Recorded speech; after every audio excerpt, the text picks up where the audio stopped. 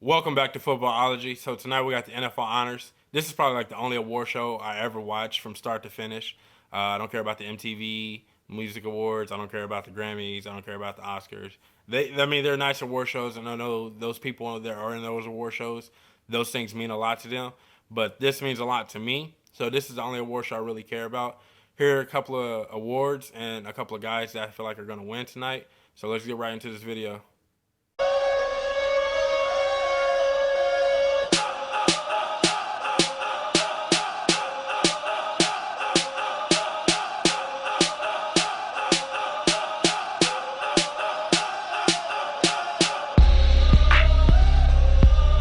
So kicking off this video, the first award I want to talk about is the Coach of the Year award. Just to name a few nominees, I think we got Andy Reid, we got Bill O'Brien, we got Bruce Arians, Ron Rivera. Those are just a couple of guys off the top of the head. Oh, Mike Zimmer. I think that's everybody actually, and Mike Zimmer. So, but the guy that I feel like deserved this or deserved to win this award is Ron Rivera.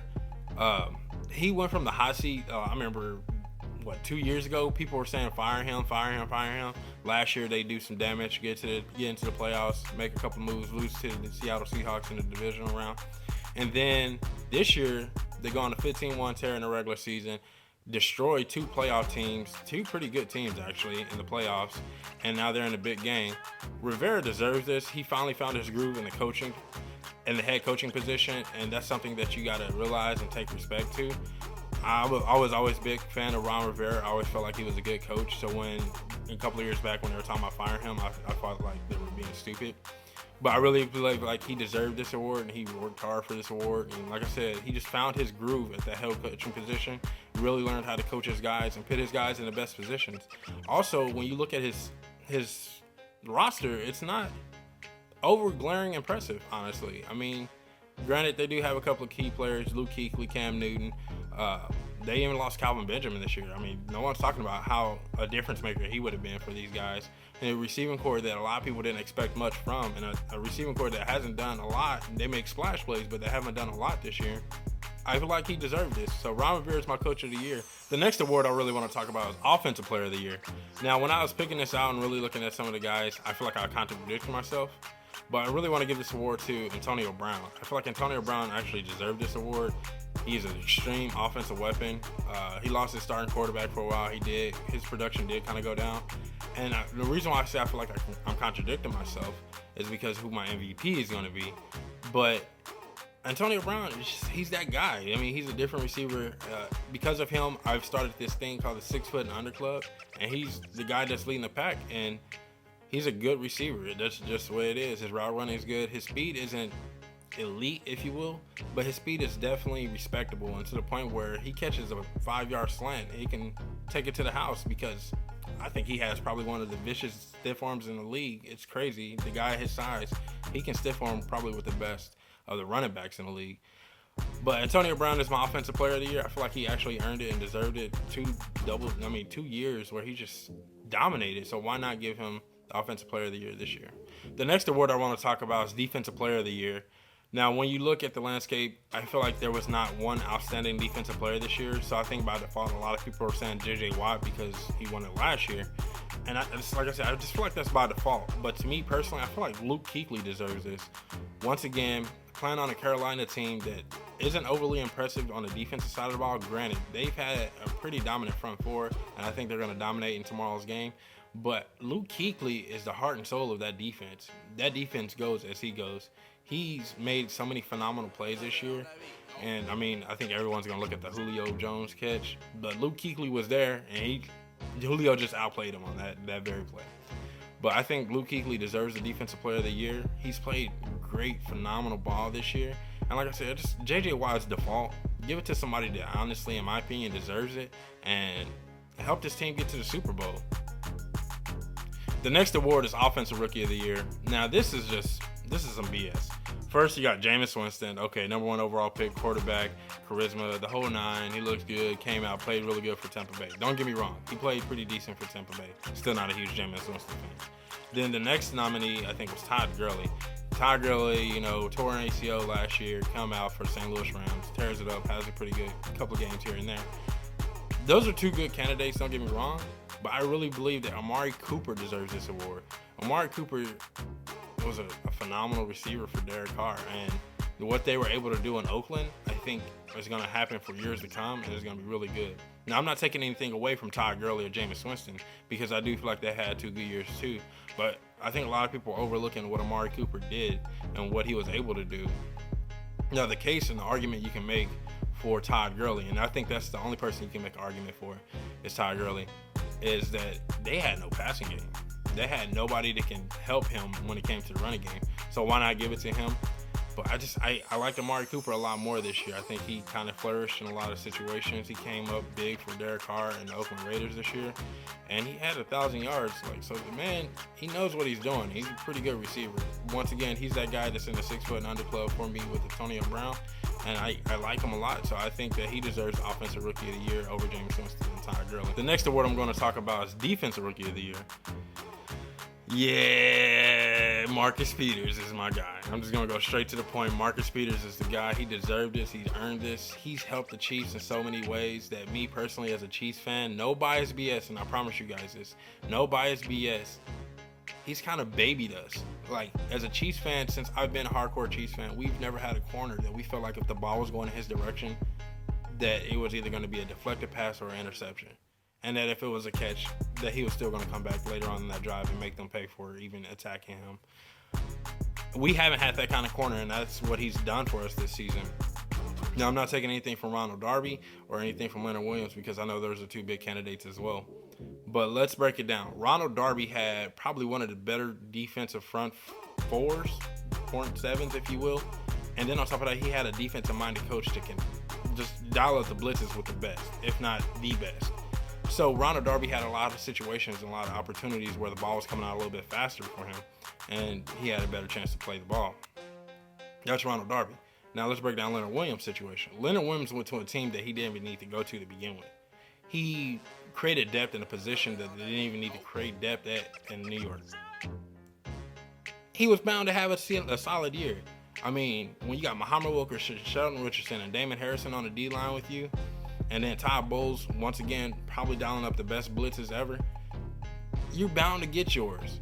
You're just bound to get yours. And remember a couple of years back, Ray Edwards, when he was in Minnesota with Kevin Williams and Pat Williams and Jared Allen, Ray Edwards thought he was the best defensive end in the league. Well, it's easy to get up on that defensive line. And I'm not taking anything from Leonard Williams, because I do feel like he's a dominant defensive player, and I was kind of jealous that he went to the New York Jets because the rich got richer. But I just don't feel like if he would have went somewhere else, because I think if he would have went to Chicago, and did what he did this year, or even better, then I feel like he earned and deserved this. But it's kind of like an asterisk mark on his season. By being on that team, you're bound to do something decent. And the same thing you can say for Ronald Darby. He has Stephen Gilmore on the opposite side of him. And Gilmore, I'm a huge fan of Gilmore now. I think he's probably one of the better corners. They're going to be coming up here shortly, and a lot of people are going to talk about. So you had Gilmore on one side, and you're going to get targets, and you're going to get your plays. And I'm not taking anything from those guys. I just like Marcus Peters a lot better. What he's done for us from a defensive aspect, I mean, obviously leading the league in interceptions for all corners and things like that. And it's like, why? Why not him? And if he doesn't win, I'm probably going to be pretty mad. But Marcus Peters is my Defensive Rookie of the Year. My next award is going to be Comeback Player of the Year.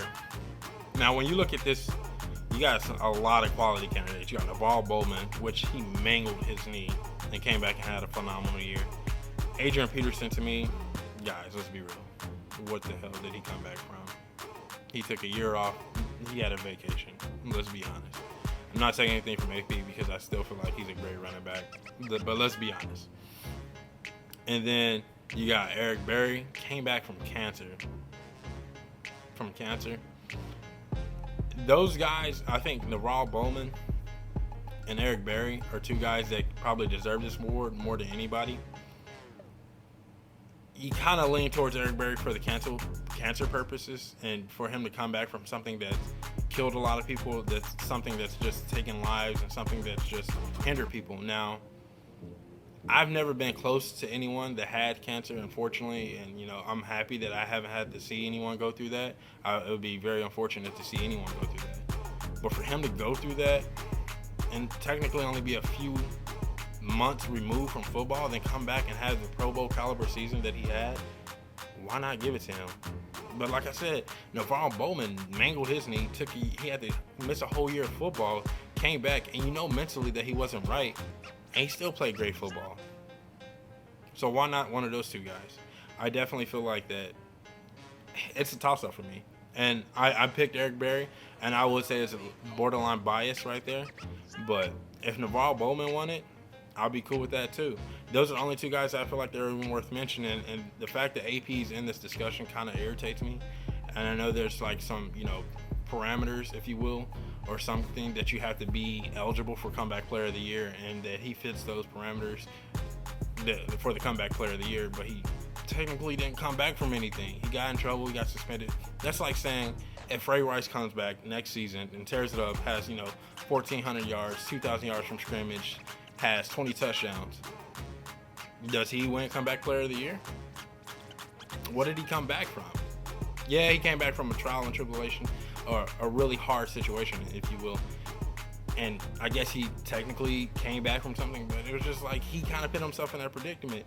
He wasn't dealt a bad hand like Navarro Bowman and Eric Berry. They were just dealt a bad hand, and they had to get through and over some stuff. And they did, and they came back and played at a high level. I mean, Navarro Bowman was like the only thing that kept San Francisco going in a lot of games. Dude was a monster this year. Eric Berry, just the fact that he came back from cancer, regardless, even if he made it to the Pro Bowl, regardless if he had multiple interceptions or multiple tackles or whatever, he came back from cancer and played probably one of the more physical sports in the USA. It's like, what? Really? Are you serious? Why not give that to him? So I really believe that Eric Berry, like I said, is borderline biased, but Eric Berry and Navarro Bowman, either way, man, it can go. The last award I really want to talk about is MVP. And it's going to be Cam Newton. I'm kind of on the wagon, if you will. I was never a huge Cam Newton fan. Never. I admit that. But the man this year, you have to respect what he's done. And from a football standpoint, it's hard for me. When I don't like someone, I'm kind of on that I just don't like you train. But Cam Newton is persuading me to understand that he's actually good. And I think what it was is when he was coming out, I felt like he was only a run-first quarterback, and that's all he was going to be. But he's changed up his game, and he's learned how to pass from the pocket, which is killing teams this year, destroying teams this year. They wasn't ready for that. He knew he could do it. He went out, trained hard for it, came back and did it, and showed everybody he can do it. And I think that's what's changing my mentality of Cam Newton. He's a pass first. They can run with the best, man. He's legitimate a 6'6", 250 running back. So I feel like he does deserve this MVP. He did it with a decent offensive line. They went out and improved them. That was one thing that I feel like they should have did this offseason, and they kind of improved their offensive line. He did it with an underwhelming receiving core. Granted, Ted Ginn takes the top off. Corey Brown takes the top off. Devin Funchess a couple red zone catches. Greg Olsen, phenomenal. And Cam Newton, it's like, why not? Why not Cam Newton? I think if you give it to anybody else, you're just kind of cheating yourself. And then everybody else was like, well, Tom Brady. And it's like, well, okay. Tom Brady had more. He had his starting legit weapons from training camp till whenever they decided to get hurt, because we all knew they were injury prone. From training camp until they got hurt, he had his weapons. And then when he lost his weapons, he struggled somewhat. Now, let's be honest. He struggled somewhat. Now, Cam Newton, he lost his biggest weapon. I mean, Calvin Benjamin tears his ACL. Everybody's like, well, Carolina's down. You might as well just wash him up. You shut down Greg Olsen, you shut down Carolina. Cam Newton came out and took the thing, like he took hold of the team. He put it on his back, and he did his job. Tom Brady was just another default pick because you don't want to pick Cam Newton, so you pick Tom Brady, or you pick this person. Don't do that. Don't cheat Cam out of MVP. You want to give it to Cam. Cam Newton's my MVP, and I feel like he deserves it. That's all I had. I'm excited for the NFL honors. I hope you guys are excited. I'm excited to see some of the performances. I'm excited to hear some of the jokes. I think the jokes are always classic, man. That's the one thing, because I'm such a huge fan of the NFL. So when they tell some of the jokes, and obviously directed towards NFL players, I get them and they're funny. I'm not really a pop culture guy, so maybe that's why I'm not a big fan of the Oscars or the Grammys. But I'm excited for the NFL honors. I hope you guys are excited for the NFL honors. I hope you guys watch the whole show, and I hope you enjoyed this video. Stay safe, football fans.